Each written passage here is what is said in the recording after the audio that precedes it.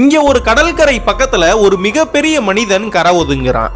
அந்த ஊர்லயே வாழக்கூடிய எல்லா மனிதர்களும் வந்து அதை கடவுளா நினைச்சு அவனுக்கு ஒரு படையல் போடுறாங்க. இவன் சாப்பிடுறப்ப ஒருவேளை சாப்பாடுக்கு 250 ஆடை சாப்பிடுறான். இந்த ஊர்ல இருக்கிற எல்லா மக்களும் ஒரு மாசத்துக்கு சாப்பிட வேண்டிய சாப்பாடை இவன் ஒரு வேளையிலேயே சாப்பிடுறான்.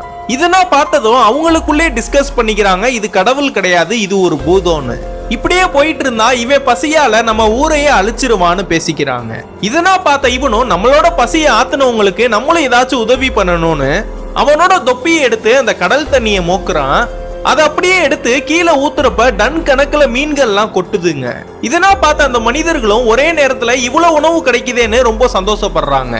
அதுக்கப்புறம் அந்த ஜெயிண்ட் மனுஷன் என்ன பண்றானா, அந்த கிராமத்திலே இருக்கிற 300 ஏக்கர் நிலத்தையும் கிளீன் பண்ணி ஒரு வருஷத்துக்கு செய்ய வேண்டிய விவசாயத்து வேலையை இவன் ஒரே மாசத்திலேயே முடிச்சிடறான். இதெல்லாம் பார்த்த அந்த நாட்டோட ராஜாவுக்கும் அந்த மக்களுக்கும் இவனை ரொம்ப பிடிச்சு போயிருது. அதனால அந்த நாட்டோட ராஜா இவன் கிட்ட ஒரு உதவியமும் கேட்கிறாரு. எதிரி நாட்டை சேர்ந்தவங்க எங்களை ரொம்ப தொல்லை பண்ணிக்கிட்டே இருக்காங்க, அவங்களுக்கு நீ சரியான பாடத்தை புகட்டணும்னு சொல்றாரு. இவனும் ராஜாவுக்கு ஹெல்ப் பண்றதுக்காக அந்த கடல்லையே நீந்தி போய் அந்த எதிரி நாட்டுக்கு போயிடுறான். எதிரி நாட்டு எல்லா வீரர்களும் இவனை பார்த்து ஷாக் ஆகி பயப்பட ஆரம்பிச்சிடுறாங்க. அவனுங்க இருக்கிற கப்பலை ஒரு பெரிய கயிறால கட்டி இவங்க நாட்டுக்கு இழுத்துட்டு வந்துடுறாரு.